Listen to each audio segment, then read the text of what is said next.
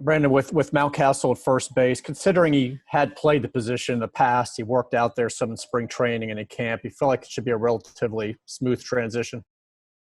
Well, I think it's we'd like to see a lot of guys get a lot of at bats here going forward, and there's there's 4 outfielders here that we're trying to get consistent at bats, and Ryan's played the infield before. He has been working out at first base a little bit here. I know he did in Bowie as well, and in spring training with us. So he's comfortable playing in the dirt, and I think it's important also that the guys that have secondary positions, guys are able to play multiple places around the field.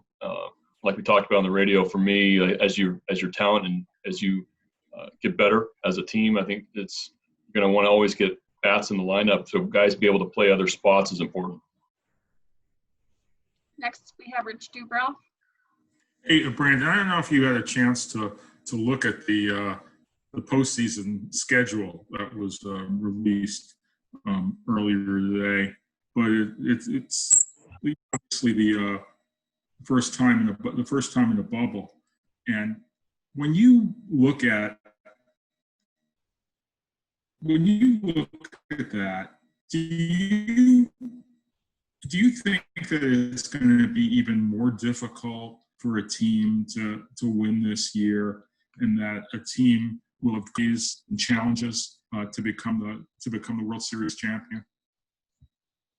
I'll be honest with you, I haven't looked into it too much. We've been on the field. We had our team picture photo day today.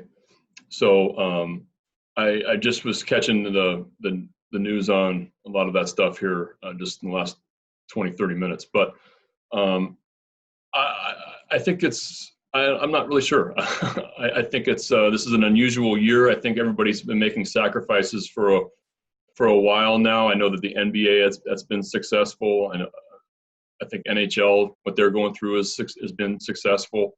I think what we've done has been successful, and I think everybody needs to make sacrifices to really get through finish this season and have everybody stay healthy. But I don't know the particulars, to be honest with you. Next, we have Dan Connolly.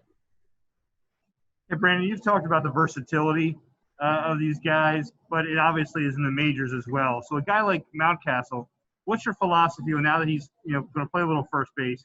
Do you move him back and forth to left field and back to first base, or do you let him concentrate on first base for a little while before moving back and forth? Is there a concern that you would have of shuttling him back and forth in the major leagues now? A little bit, but I am going to move him back and forth.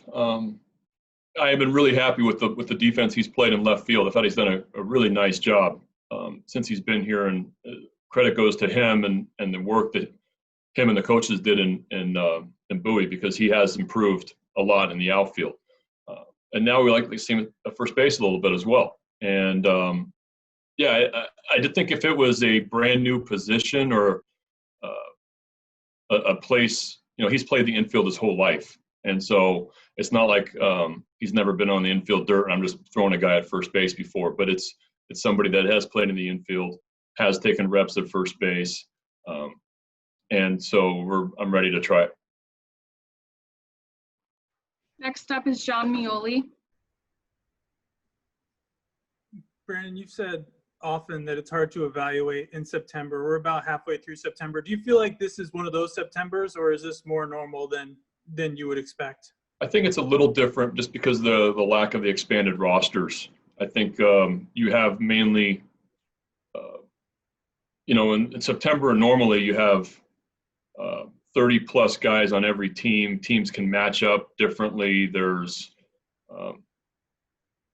teams in contention. There's teams that aren't. Some team. It's just different. It is different this September. It's more of a regular season feel than it is in an expanded roster normal September. So, and I think there's more teams in it. So teams are trying to win a lot more. Every team we're facing, we have faced the last few weeks, and really almost every team we're going forward is trying to make a push for the postseason. So you're seeing their A club every single night. So I think that is a difference in this year. Next up is Dave Ginsburg. Brandon, with TJ Stewart came back and just started hitting like crazy. Was it all the work that he did with Bowie, or was it an attitude adjustment? What do you attribute that to? I think DJ's always had a great attitude. He's the same guy, even when he was, got off to a little bit of a slow start here to start the year. He's the same guy right now. I think I think that he put some great work in at Bowie. I also think that he started swinging the bat a little bit and got some confidence. And confidence is so big at this level. Right now I think he feels like he can hit anybody, and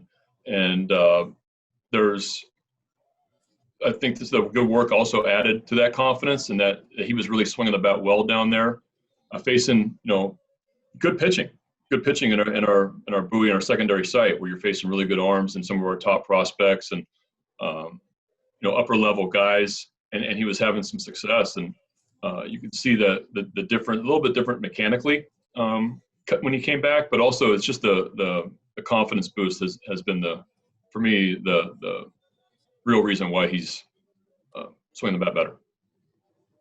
Next up, Brett Hollander. Hey, Brandon. Cedric Mullins has always been considered a good defender, but it looks like, I think the metrics back it up, that he's taken a big step forward this year. What do you attribute that to? Well, I'm going to go on record and say, for me, we're going to need to start considering Cedric Mullins as a Gold Glover. He's played Gold Glove defense since this whole entire season. I can't remember a play where he didn't make. He's made so many great plays, and not only that, but run-saving plays, big plays in big spots. He makes the tough play look easy. There's some of those plays on balls over his head that he just glides to and catches easy. Those are really difficult plays that a lot of guys don't get to. And so I knew he was a good defender, and saw him a little bit last year, see him in spring training, but this has opened my eyes to where this is an elite defensive center fielder that should be in the Gold Glove consideration. Next is Dan Connolly. Brandon, you had said about guys being banged up. Was Alberto banged up, or was yesterday just a routine day off because he was scuffing a little bit? That was a routine day off, which I've been looking forward to giving him the past 10 days. Did he handle it quietly? Never. He keeps pacing back and forth me in the dugout right in front of me all the time. Yeah, I don't think he can sit still.